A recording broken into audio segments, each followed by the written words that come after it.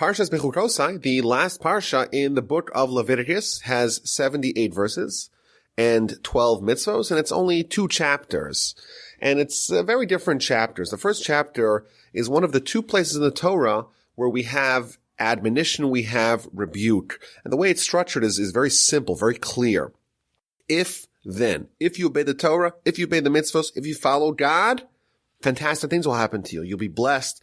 You'll have prosperity. Everything will be fantastic. However, in the unfortunate event where you choose to disobey the will of God, where you choose to abandon Torah, then a series of terrible, terrible things will happen to you. And it describes in gruesome and gory and macabre detail all the terrible things that will happen to us. This appears in our chapter 26 of Leviticus, and one more time, a more expanded version of this same theme is told to us in the book of Deuteronomy in chapter 28. And the second chapter of the Parsha, which is chapter 27, the final chapter in the book of Leviticus, details certain laws related to offerings, donations to the temple, seemingly a very different theme from the first half of the Parsha to the second half of the Parsha.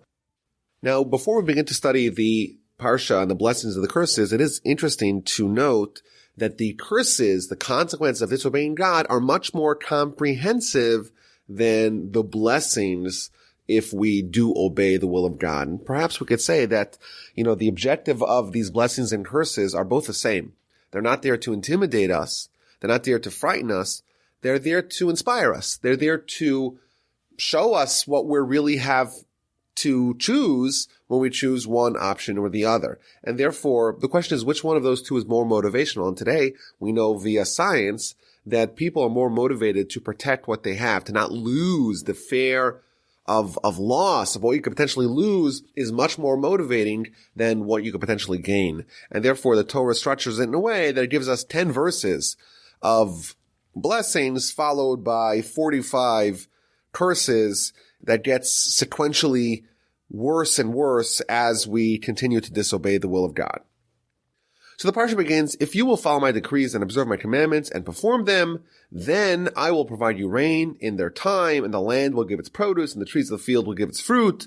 Your threshing will last until the vintage will last until the sowing. You will eat your bread to satiation, you will dwell securely in the land. If you obey the decrees, fantastic things will happen to you. Now, Rashi points out a very famous comment here, that if you read the very first verse, if you follow my decrees and observe my commandments. So what's the difference between following God's decrees and observing his commandments? If it's talking about commandments, well, then it's already covered if you observe my commandments. So what is meant by the beginning of the parsha, if you will follow my decrees, im Bechukosai telechu? So Rashi tells us that this refers not to obeying the mitzvos, but for toiling in Torah. Thus, when the parsha begins, if you follow my decrees and observe my commandments, the decrees are toiling in study of Torah, and the commandments refer to the commandments themselves. And also on the flip side, in verse 14, where it starts talking about the curses, if you disobey my decrees, if you disobey my commandments, again, Rashi tells us that it refers to both the mitzvos and to toiling in Torah. Now, it's interesting that Rashi presents toiling in Torah as the key to unlocking all these tremendous blessings. And there's been tremendous amount of commentary in this line in Rashi. I want to maybe suggest an understanding as to why toiling in Torah is the key here to get these blessings. Perhaps we can suggest a approach based upon a teaching in the Rambam. The Rambam is dealing with a problem. The problem is that the Torah tells us that we have to love God. The problem is that we have a hard time even understanding what God is. It's a concept that's beyond human understanding to fully understand what it means God. And therefore, if we have a hard time understanding God, how can we possibly try to love him? And the Rambam gives an answer, and he says that the Almighty's Torah is the proxy through which we can connect to him.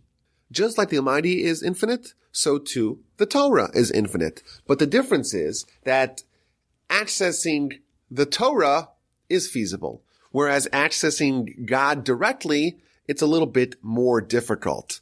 And therefore, the way that we connect to God, the way that we love God, is via his Torah, and specifically via tapping into the Torah's infinity, so to speak, the fact that it's infinite.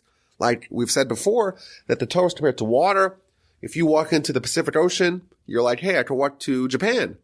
But as you go deeper and deeper into the ocean, you realize how deep it really is. Similarly, with Torah, the more you study it, the more you immerse yourself into it, the more you plumb its depths, the more you realize how deep it really is. And therefore, specifically with toiling in Torah, not just understanding Torah on a superficial, rudimentary level, but trying to go as deep as you can, that is the way that you connect to God, and that connection is what spurs all these tremendous blessings. Deep learning is a segue to developing a relationship with God. And we have a reward. The reward is if we connect to God, if we do His commandments and we study His Torah in a deep way, He'll give us rain in their time. Rashi tells us that what does it mean in their time? In a time that's not harmful. You know, when it's raining, it's great for the fields, but it makes the roads muddy and it causes other hassles. But if it rains overnight when everyone's sleeping anyhow, well, then it's great rain, but it's also in its time. In addition, Rashi tells us that this is also a supernatural blessing, that even non-fruit trees will bear fruit. And we'll have security. I will provide peace in the land. You will lie down and none will frighten you. I will cause wild beasts to withdraw from the land, and a sword will not cross your land. And Rashi tells us here a few things. First of all, that not only will we have bread to satiation, but even a small amount of bread will go a long way. That the spiritual component of food, the fact that food provides satiation, will kick in, and with a little bit of food, we'll have a lot of satiation. Moreover, we'll have peace, and if you read the verses critically, you'll notice there's two different kinds of peace. You'll dwell securely in your land, and that's verse 5. And verse 6, I'll provide peace in the land. And Rashi tells us that peace is everything. If you don't have peace, you have nothing. And the two kinds of peace, the commentaries explain, is that there's different kinds of peace. There's one peace where you don't have foreign enemies, foreign adversaries that are infiltrating your land. And a second peace is internally. Within the land itself, there will be harmony, there will be unity, there will be love and kinship amongst your fellow compatriots. And then we read that when we do have enemies, we'll destroy them. You will pursue your enemies. They will fall before you by the sword. 5 of you will pursue 100, and 100 of you will pursue 10,000. If you have only 5 Jewish soldiers, you'll be able to swamp 100 enemies. If you have 100 Jewish soldiers, you'll pursue 10,000. Rashi tells us that the Torah has an exponential impact. 5 people studying Torah is able to overcome 100 enemies. 100 people studying Torah, it has a much bigger impact. I will turn my attention to you. I will make you fruitful and increase you, and I will establish my covenant with you. You'll stand erect. You'll stand proud. You'll have gravitas. You'll have stature. You'll have pride. Things will be wonderful. You will eat very old grain and remove the old to make way for the new. Your storehouses will be full. Your granaries will be full. Your fruits won't deteriorate. I will place my sanctuary amongst you. You'll have the presence of God amongst you. So you'll have really everything. You'll have a flourishing physical, economic existence. You'll have a flourishing spiritual existence. My spirit won't reject you, God promises. I will walk among you. I will be a God unto you, and you will be a people unto me. I am Hashem your God, unto you, God of the land of Egypt. From being their slaves, I brought the staves of your yoke, and I led you erect. God promises He won't expel us. He won't expunge us. He won't get rid of us. The Ramban here in verse 11 gives us a very interesting Kabbalistic idea by saying that the Jewish people are consumed by holiness. We're consumed by God. We're like we're enveloped by God, and therefore we won't be expelled from that holiness. God's going to walk amongst us. Rashi says that this refers to us having strolls with God in paradise. We won't be shaking up. We won't be trembling before Him. We'll still have reverence for Him, but we won't be paranoid spiritually. We'll have a seriousness with our relationship with God. We'll be close to Him. He'll be close to us, and things will be wonderful. So this is the beginning of the Parshas. And if this is all you read, it sounds like an absolute delight of a reading. If we obey the will of God, we study His Torah, we toil in His Torah, all manners of blessings will befall us. Now, it is interesting that if you look at the blessings in general, It describes, reign in their time, and we'll be able to overcome our enemies. It describes a very good life, but it doesn't describe absolute abundant wealth. It doesn't describe, being over the top wealthy. Things will be good. You'll have rain in the time. You'll have prosperity. You'll have food. You'll have your needs covered, but it doesn't describe tremendous wealth, tremendous riches.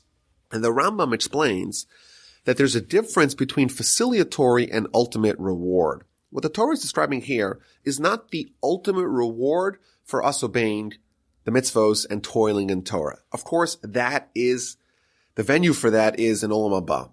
We believe that after you die, you go to the world of souls. Eventually you end up in the next world, and that's the world in which reward and punishment, ultimate reward and punishment, are meted out. In this world, we don't have reward for mitzvos. And to a certain extent, we don't have punishment for sins. And therefore, when it's describing here that things will be good for us here, we'll have rain, we'll have prosperity, we'll have security, we'll have hegemony, that is not reward for our mitzvos. Instead, says the Rambam, that is God saying, if you commit to do the will of God, I will facilitate that. I will enable that. I'll make sure that you don't have any hunger and any other existential threats. You'll be taken care of so you can focus on your spiritual agenda. Rabbi Yerucham Levavitz, he gave an example. He says, if you're traveling on a highway, every year we travel to Canada, we drive to Canada from Houston. And of course, the biggest problem is finding kosher food along the way because the vast heartland of America is almost entirely bereft of kosher restaurants. That's a problem that we do have. A problem that we don't have is finding gas. You don't have to plan your route along, if you're driving one of those fancy electric cars, you have to plan your route where there's, charging stations from your point of origin to your destination. But if you're driving a regular car, you need gas. There's gas every 2 minutes along the highways.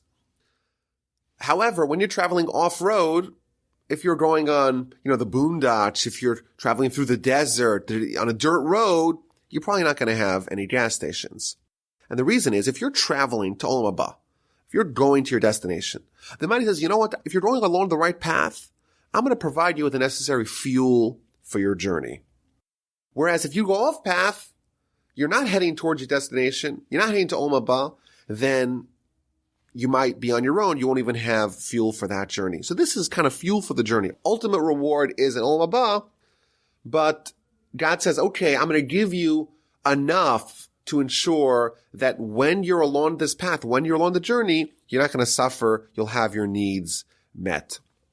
An alternative answer, perhaps, is that like the Parsha begins, if you toil in Torah, then you'll have your needs met. So it's been suggested that this series of blessings and curses refers to specifically Torah scholars. Whereas in chapter 28 of Deuteronomy, where we have the second example of the admonition and rebuke, that's referring to the Jewish nation at large. And there it says, for example, in 28:12 of Deuteronomy, you will loan many nations and you won't need a loan. You'll have so much capital. You have so much money, you're able to lend everyone without needing to borrow on your own. So that's describing great wealth. And the difference is that over there it's talking to the nation in general. The nation in general has to have great wealth. But for the Torah scholars, as long as they have their needs met, then they could focus on what's really important, and that is the spiritual agenda. So those are two answers as to why the description of the physical wealth that we will get via our mitzvos and via our toil in Torah, it's pretty lackluster, it's pretty humdrum, it's pretty basic, because after all, this is not the place of reward, this is just facilitatory. Now the Ramban here in verse 12 asks a different question. How come the Torah does not mention the ultimate reward that we get in Olam Haba? After all, isn't that the bargain? You do mitzvos, you study Torah, you toil in Torah, and the Almighty says, okay, I'll give you a reward in Olam Haba. And in fact, throughout the whole Torah, the concept of the afterlife, the concept of post-mortem reward and punishment is only hinted at overtly. It's never mentioned explicitly. Maybe it should have said over here, if you do the mitzvos, you bait God, you follow his statutes, you walk in his decrees, then after you die and after your soul goes to heaven, it will be rewarded in a fantastic way. Why is there no mention for Olam Haba? So Ramban gives two answers. First one is a very powerful idea. He says, it's not necessary to even say that. Everyone knows that. He explains that when the Torah talks about sinners who get their souls cut off, you can imply from that non-sinners don't get their souls cut off, and therefore their souls do live on for eternity. Ergo, it's so simple to know that we have eternal life in Olam Haba. After we die, the Torah doesn't even need to mention it. That's his first answer. His second answer is that, this is more of a Kabbalistic idea, that if you read the first 10 verses of our Parsha, you should know that it's really talking about Olam Haba. It's describing rain, it's describing satiation, it's describing overcoming your enemies. But if you read it properly and you know the secrets and you know how to read it in a Kabbalistic manner, it's really referring to paradise and Olam Haba. So I guess we have to study the Kabbalistic interpretations to really understand what he's referring to. But the Ramban actually says in a second answer that really if you read the blessings, it is indeed referring to Olam Haba. Okay, so those are the blessings that the Parsha begins with. And then verse 14. But if you will not listen to me and will not perform all of these commandments, if you consider my decrees loathsome, and if you reject my ordinances, you don't perform my commandments, you annul my covenant, then I will do the same to you. And it starts to describe a series of terrible consequences that happened to Jewish people in the event that they disobeyed God, they repudiated his Torah, and they distanced themselves from him. I will assign upon you panic, swelling lesions, burning fever, which will cause your eyes to long and your souls to suffer. You will sow your seeds in vain, for your enemies will eat them. I will turn my attention to you. I'll focus on you. You'll be struck down before your enemies, and those who hate you will subjugate you, and you will flee with no one pursuing you. So this is just the very beginning here. I think before we get into the specifics, it's important to understand that these curses, this rebuke, this admonition, there's an objective to it. It's not just punishment. The objective is course correction. We go off the rails. We go off course. The Almighty says, okay, I'm going to nudge you back onto the correct path. The Talmud tells us, the book of Brachos, page 5a, if someone sees that they're suffering, then they should examine their deeds. If you're suffering in one area, examine your deeds. See if there's something that you're doing or something that you're not doing that is the cause for you to get the suffering. And what we can learn from that is that the Almighty employs suffering as a means to nudge us back to the correct path. I'm very fond of a parable of the guy who was working on the Empire State Building on the 80th floor, and he went out for a cigarette break onto the balcony, and it was late in the day, and the office was empty, and he got stuck on the balcony, and the door was locked, and his phone was inside. So he was stuck and had no way to be saved unless someone opened the door from the inside. So he realized that his only solution was to call out to the passerby on the street below and have them, to get their attention, and maybe they'll come and save him. So he starts hollering from 1,000 feet away to the passerby, but of course no one hears him. So he comes up with a different solution. He takes his wallet and starts throwing coins onto the people below, and he figures, well, when good things happen to them, they'll look up and figure out who's giving them the coins, and he'll be saved. But the people just scoop up the coins, and they start walking away. So he says, it's not enough to throw coins. I got to throw dollar bills. So you start throwing dollar bills, and eventually throwing 5s and 10s and 50s and hundreds. And everyone is just scooping up the money and walking away, never for a second looking up to see who is their benefactor. So with no choice, he walks over to the corner and takes the potted plant and grabs a fistful of pebbles and starts to rain them down on the people below. And when people started being pelted with pebbles, they say, hey, what's that about? And they look up and they see him and he gets saved. That's the parable. And the idea being is that the Almighty put us on this world to have a connection with us. He wants to have a connection with us. And he showers us with love. And like the Talmud tells us, every time we breathe, it's a gift from God.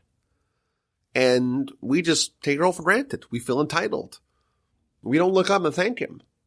And the Almighty says, no, I gotta get their attention. It's very important. It's imperative that I get their attention. So every once in a while, he goes over to the potted plant and he starts throwing curveballs at us. And people tend to say, hey, why did God do that to me when bad things happen to them instead of when good things happen to them? And ergo, the connection will happen one way or the other. Either we choose voluntarily when things are good to thank God, or he has no choice, so to speak, but to make things a little bit bad for us. And then indeed we will ask, why did he do it for us? And the connection between us and the Almighty will be restored. And there's another point here. Rashi tells us in verse 14, if you read the verse, it says, but if you will not listen to me and will not perform all of these commandments, Rashi tells us that we have to perform all the commandments. And I think that the insight here is that the mitzvos, they're really a package deal. Of course, for some people who don't have a background in Jewish learning and Jewish observance, the notion of doing all the mitzvos at once is very difficult. But the theory behind it is that we believe the Torah is divine. The Torah comes from the Almighty. And the second you believe that one thing, the Torah is divine, and of course we have abundant evidence to that effect. The second you believe the Torah is divine, then how could you reject any part of it? It means once you believe that one insight, if the Torah is divine, well then everything in it is divine. The second you say, you know what, this mitzvah really resonates, I'm going to do this one. The other one, not so much. That, even though you're saying you're rejecting only one mitzvah, you may think so. The truth is, you're rejecting the whole thing because that attitude is only possible if someone believes the Torah is not divine. If the Torah is not divine, well then you say which ones are modern, which ones resonate with our society, which ones are not too difficult for me, and those you'll obey. And therefore, it's better for someone to say, listen, the Torah is all divine, and I have to really do all the mitzvos, and right now, it's very difficult for me, I'm going to be a sinner. It's better to be a sinner than to be someone who rejects the entirety of Torah wholesale by saying this one is not real, this one's not legit, and therefore I'm not a sinner. Because by doing that, you're really a sinner in all arenas because you're rejecting the entirety of Torah. Now, Rashi develops a theme here that there's 7 sins in this admonition. Each one of them leads to the next one, and therefore all the consequences of those 7 sins are also 7 punishments. So Rashi tells us the first sin is when someone doesn't dedicate themselves to Torah study. Eventually that leads to them not performing mitzvos. Eventually they become disgusted and revolted by people who are loyal to Torah. They hate the sages that teach the mitzvos. They start preventing others from performing the mitzvos. Then they begin to deny the divinity of the commandments, and eventually they deny the existence of God. These are the 7 sins that are described here at the beginning of the admonition. And as a result of those 7 sins, there are 7 consequences. And again, not punishments, but ways of God getting our attention and hopefully encouraging us to rectify our ways. And I think it's important to acknowledge that if we have a certain grasp on Jewish history, we'll find a lot of these descriptions of the terrible events described in the Torah, we'll find them to be spine-chillingly accurate because these are events that have happened to our nation. There's a very long Ramban here who elaborates how the admonition, the rebuke over here, that refers to the events that coincided with the destruction of the first temple. And the one in Deuteronomy, the description of the terrible things that befell to the Jewish people in chapter 28 of Deuteronomy, that actually played out in the era of the destruction of the second temple. So here we have the first series of 7 punishments: swelling lesions, burning fever, frustrated longing. We're going to sow seeds that will produce crops for the enemies. Rashi brings 2 interpretations. Is that with respect to produce, or is that with respect to children? We're going to be struck down by the enemy. We're going to be subjugated by the enemy, and we're going to flee with no one in pursuit. And it's interesting that this is a worse curse to be running away from a non-existent threat. That's worse than running away from a pursuer. And the Gaon of Vilna, he used to say, quoting a verse in Ecclesiastes, that the Almighty defends someone who is fleeing from a pursuer. Even if the pursuer is righteous, the Almighty will defend the victim. And therefore, when it tells us over here that we're going to be fleeing, but there really isn't a pursuer, that's going to tell us that we're not going to have the protection of God. He's not going to defend us because there is, after all, no pursuer. Well, if all these terrible things happen to us and we don't listen, verse 18, if despite this you don't heed me, then I shall punish you further, 7 ways for your sin. The temples will be destroyed. The heaven will be like iron, no rain. The earth will be like copper, no produce. You will extend your strength in vain. The earth will not yield crops. The trees will not yield fruit. And even the fruit that it does yield will drop off the tree before maturity. And in verse 20, we read again the agony of this punishment. Your strength will be spent in vain. Your land will not give its produce. You're going to work hard in the land. Rashi tells us, you have someone who doesn't plow, doesn't sow, doesn't weed, doesn't clear away the thorns, doesn't hoe. And then what happens? When it's time for the harvest, a blight comes and destroys all the crops. But after all, he didn't work on the crops, so it's not so painful.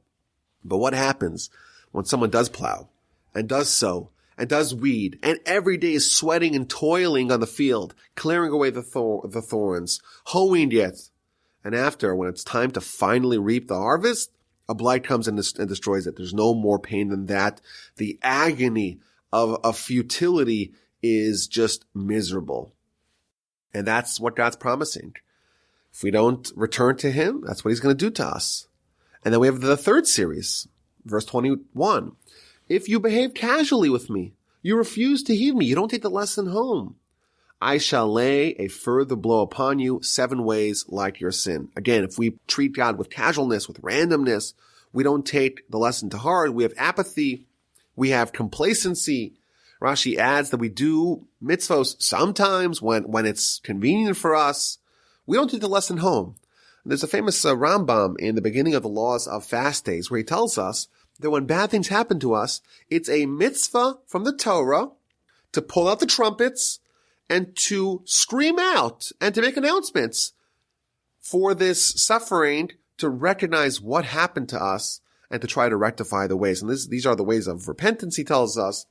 When bad things happen to us, to cry out, to weep, because we recognize that it is our actions, our bad actions, that cause that to happen to us.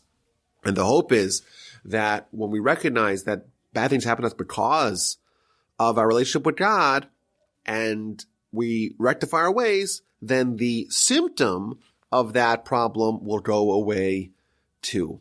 But if we don't listen, we are promised here in Leviticus 26 a third series of consequences. Wild beasts will rain upon us. Even domestic animals will die. We'll have to deal with venomous snakes. God forbid, the children will die. The livestock will die. The population will shrink. The roads will be desolate. If despite this we don't listen, again we're going to have 7 ways, 7 consequences for our sin. The sword of the foreign invaders will happen. We'll have siege. The people will be forced into the cities. There'll be plagues. There'll be food shortages, lack of fuel. We'll have bread that crumbles. We'll have constant hunger. Just terrible descriptions of all the terrible things that will happen to us. And indeed, as we know throughout our history, these things did happen to us when we did abandon God.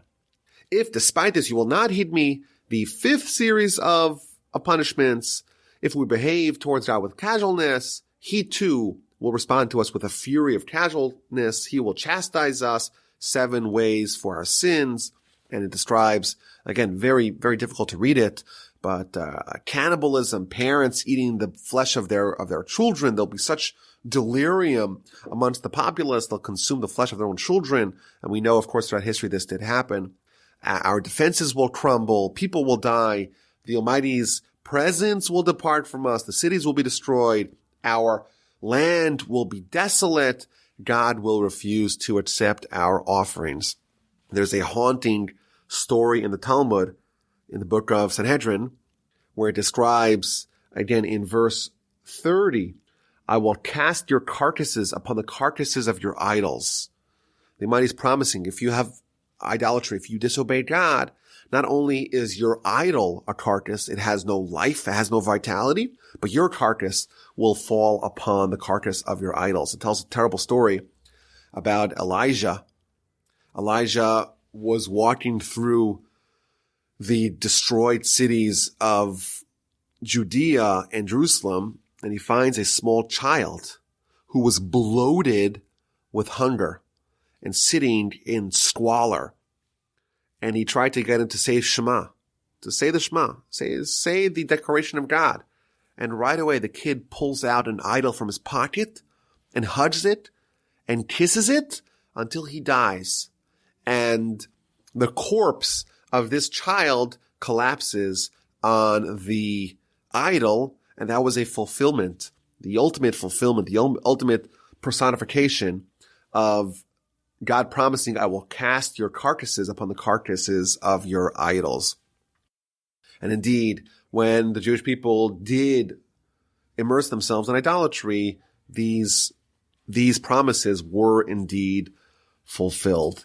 But there is a little bit of a consolation here. I will make the land desolate. Rashi tells us that this is a little bit of a comfort for us, because not only will we not be secure in the land, but the Gentiles won't flourish in it either. And I think it's a very powerful idea to read today. We know we have thousands of years of history to look back upon, and the one land, the one country, the one region that has had the most turnover more than any other place, the most disputed piece of real estate in the world, is of course the land of Israel.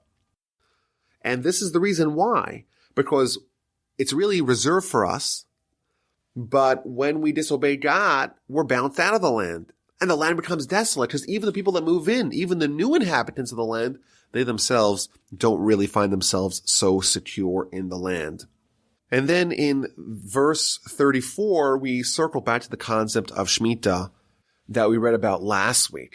Then, says the Torah, the land will be appeased for its sabbaticals during all the years of its desolation. Rashi makes an amazing calculation that there were 70 years that the Jewish people did not obey the laws of Shemitah, and therefore the exile, the Babylonian exile, when the Jewish people were kicked out of the land of Israel, it lasted for 70 years. The land was desolate. The land lay fallow to make up for the 70 years of Shemitah that the Jewish people disobeyed.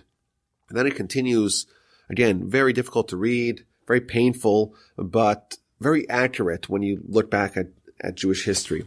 The survivors amongst you, I will bring weakness into their hearts in the land of their foes. The sound of a rustling leaf will pursue them. They'll be terrified. They will flee as one flees the sword, and they will fall, but without a pursuer. They will stumble over one another as in flight from the sword, but there is no pursuer, and you will not have the power to withstand your enemies. You will become lost amongst the nations, and the land of your foes will devour you. Because of their iniquity, your remnant will disintegrate in the land of your foes, and because of the iniquities of your forefathers that are with them, they too will disintegrate. Very difficult to read, but again, something that we look back now over the course of history and find that indeed was fulfilled, sadly. In verse 37 here, very important Rashi, you will stumble over each other in flight from the sword. So the Jewish people are going to be stumbling over each other, and they're going to kind of injure each other because of the stampede away from the non-existent pursuer. But there's an interesting Rashi here. Rashi quotes the Midrash. The Midrash says that you will stumble over each other. Each one of you will suffer from the sins of your fellow. And this is an idea we find throughout the Torah, that the Jewish people are arevim zelazeh. We are guarantors for one another. When someone, another Jew, does a sin, a sliver of that sin is given to every other Jew, because we believe that really the Jewish nation is really one soul. We are really the soul of Adam, and therefore there's interdependence and communal responsibility. And if we don't make sure that not only we are behaving properly, but our friends are, then we're going to be tripping over each other. Even if you are okay in a stampede It doesn't matter that you're safe because you could be smothered by others. And then we finally are creeping out of this terrible description of what's going to happen to us. Then they will confess their sins. So then the Jewish people are going to get the message. They're going to confess. And the sin of the forefathers, for the treachery with which they betrayed me, and also for having behaved towards me with casualness, I too will behave with them towards them with casualness. The confession is not so sincere, it's not complete, and therefore God says, you still have casualness, and I will bring them into the land of their enemies. Perhaps then their unfeeling heart will be humbled, and then they will gain appeasement for their sin. I will remember my covenant with Jacob, and also my covenant with Isaac, and also my covenant with Abraham I remember, and I will remember the land. Even though their confession will not be complete, the Almighty says, okay, they're going to confess and they're going to repent a little bit. I'm going to add the covenant with Abraham, Isaac, and Jacob, and I'll remember the land, and the land will be appeased after having been desolate. And despite all of this, in verse 44, this is the grand consolation. While they will be in the land of their enemies, I will not have been revolted by them, nor will I reject them, nor will I obliterate them. I won't annul my covenant with them, for I am Hashem, their God. I will remember for them the covenant of their ancestors, those whom I have taken out of the land of Egypt, before the eyes of the nation, to be God unto them. I am Hashem.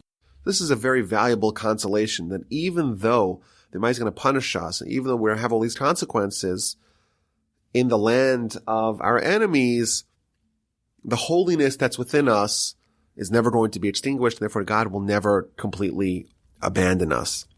Now, it is interesting, when God remembers the covenant with Abraham, Isaac, and Jacob, first of all, lists them backwards. Jacob, then Isaac, and then Abraham. And second of all, it says, I will remember my covenant with Jacob. I will remember my covenant with Abraham, whereas by Isaac, there's no reference to any remembrance. It doesn't say, I will remember my covenant with Isaac. So those are questions Rashi asks. Why does it start from Jacob? Why does it count backwards, so to speak? Even if it was only because of Jacob, he would be enough to help propel the Jewish people out of their depths of despair. If God had only made a covenant with Jacob, that would be enough. Why does it not mention remembrance by Isaac? So Rashi says something very powerful. Rashi says, Isaac, he was the one who voluntarily offered to die for God. And therefore, that mitzvah, that act of martyrdom, of self-sacrifice of Isaac, there's no need to remember it. It's as if the ashes of Isaac's burned body are piled up in front of me, says God, so to speak, and I don't need to remember it. It's always there. When someone does an act of self-sacrifice, that mitzvah, so to speak, it engenders eternal merit, not only for them, but for their children. And it's almost as if it's always present before God. There's no need for God to invoke that. There's no need for God to remember that. It's always there. A very powerful idea. The chapter concludes, these are the decrees and the ordinances and the teachings that Hashem gave between himself and the children of Israel at Mount Sinai via Moses. And I think, this chapter, looking back, it's a very difficult and painful chapter to read, but I think the overarching message is that we need to take to heart when bad things happen to us. Maybe God's sending us a message, number one. Number two, I think there is a heartening component to it, the realization that what God is saying is that he wants a connection with us. By hook or by crook. Either we obey his Torah, either we toil in his Torah, we obey his mitzvos, and then it's a positive connection, or we disobey, and then there's still a connection, but the connection is one of consequences, one of punishment. And that, of course, is something we don't want, but if you look at the grand retrospective of Jewish history, it turns out that we're still around. And if we didn't have that connection, by hook or by crook, in any scenario, then we probably would not have survived all the upheavals of our history. The great anomaly of world history is the fact that the Jewish people, despite all hell that we have endured, all the expulsions and all the inquisitions and all the blood libels and all the exiles, despite all of that, we're still around. And this really is the secret. This is the key to our survival, the fact that God insists that we survive, that God insists that we have a connection with him. And while it's painful to have the connection in the event that we don't obey the laws, it's still preferable than us not existing entirely. Chapter 27 deals with various gifts to the temple, various donations, various sanctifications. And it begins, if someone makes a vow to donate to the temple coffers the value of a person. So if I say, okay, the value of this person, I'm going to donate. So how valuable is that person? So the verse breaks it down to men and women, and in various stages of their life. Are they infants? Are they young people? Are they mature people? Are they old people? And each one of them has a different value. And if someone is too poor, then the priest will evaluate how much they could pay via his disposable income, and that's what you could pay. Very interesting law. When someone makes a pledge, a donation to the coffers of the temple, I want to give the value of this person, that would find out what category they fit in. Are they a man or a woman, male or female? Are they an infant? Are they a small child? Are they a young person? Are they a mature person? Are they an old person? Each one has a different valuation, how many silver coins that the person has to pay. Now, the juxtaposition of the admonition and pledging the value of people is a very unusual connection. It doesn't seem to be connected at all. The Baal HaTurim says something fascinating. He says if you count the amount of silver coins in each one of these groups, again, we said it's 5 different groups and male and female. So, for example, the valuation of a man between 20 and 60 is 50 silver coins. If it's a female, it's 30 silver coins. What if it's someone between the age of 5 and 20? Then a male is 20 coins and a female is 10 coins. If it's from the age of 1 month to 5 years, a male is 5 silver coins, a female is 3 silver coins. If it's above the age of 60, then a male is 15 coins and a female is 10 coins. So says the Baal HaTurim, if you count the amount of coins all told, it's 143 silver coins. And then he tells us if you count the amount of curses in the previous chapter, you have 45 curses. And in chapter 28 of Deuteronomy, the second time the Torah gives curses, it's 98 different curses. What's 98 plus 45? The total is 143. And therefore, you have 143 coins that parallels the 143 curses. And he explains is that the donations to the temple, i.e. charity to Torah causes, to causes for the Jewish people, those are the ways to rectify the underlying causes for the 143 curses. The Kli Yakar, one of the commentaries on the Torah, he explains a very deep point. He explains that when someone makes a pledge, sometimes someone's in a dire straits, they're in danger, and they say, you know what? If God saves me, I'm going to give a donation to charity, to Torah causes, to the temple, whatever it may be. And then things improve. There's a tendency for us to forget what we promised and maybe not pay those pledges.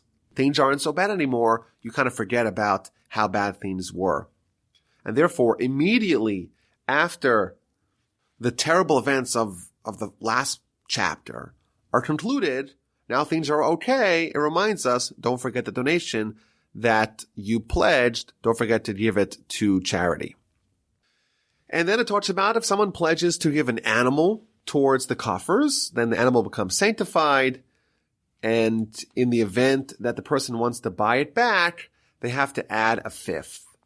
So if he redeems, he must add a fifth to the valuation. So someone donates a cow to the temple, and they say, you know what, I really miss Betsy. I want to have her back. You have to pay the value of the cow plus a fifth. However, Rashi tells us that if the owner wants to redeem it, then they pay a fifth. If someone else, a random person, wants to buy that animal from the coffers of the temple, they don't need to add a fifth. they could just buy it at fair market value. And the obvious question is shouldn't it be the opposite? After all, the owner, they themselves, with the magnanimity of their heart, they got up and they decided to donate their animal to the temple. So shouldn't we make it easier for them to redeem it? Why do we make it harder for them? They have to add a fifth. No one else needs to add a fifth when they want to buy livestock back from the temple coffers. So Rabbi Yerucham answers, very powerful idea. The Midrash tells us that it's much worse to start a mitzvah and not finish it than to not start the mitzvah at all. And the Midrash couches this in very scary terms. Someone who starts a mitzvah but doesn't finish it ends up burying his wife and children. Meaning, just like if someone starts a mitzvah and doesn't finish it, someone will have a family but not finish it, not have the ability to finish it. Very, very scary. And therefore, same thing over here. Someone gets inspired to give a donation to the temple, and then they start regretting it. They're in very dangerous territory. They began their ascent. They began to make themselves holier. They decided to accept upon themselves something, and now they're having second thoughts about it. And therefore, specifically that person, we asked, okay, you want to buy it back? You have to give a fifth. You have to make sure that your magnanimity does not go in vain. You have to add a fifth towards the coffers of the temple. And then we read about if someone pledges to give their home to Hashem, to the coffers of the temple, how they redeem it. If someone wants to give their field, and depends, was the field sanctified by someone else or by the original owner, the original ancestral owner, that determines whether or not it goes back to the original owner by the Yovel year. We read about the firstborn amongst the livestock. So if you have a firstborn, that goes to the coffers of the temple, whether you like it or not.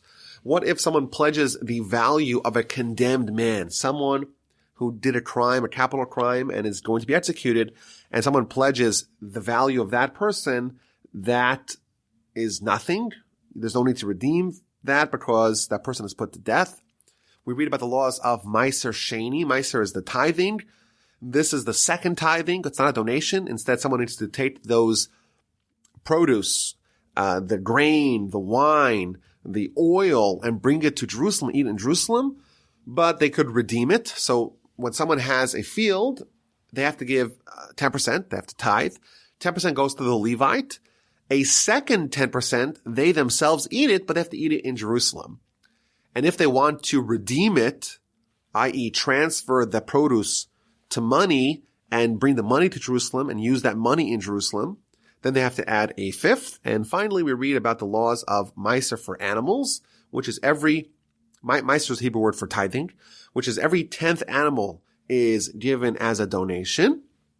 And the way it works, Rashi tells us that you have all the animals in a pen and you let them out one at a time and you count, and every 10th one, you take a red paintbrush and you strike it, and that one belongs to the temple coffers.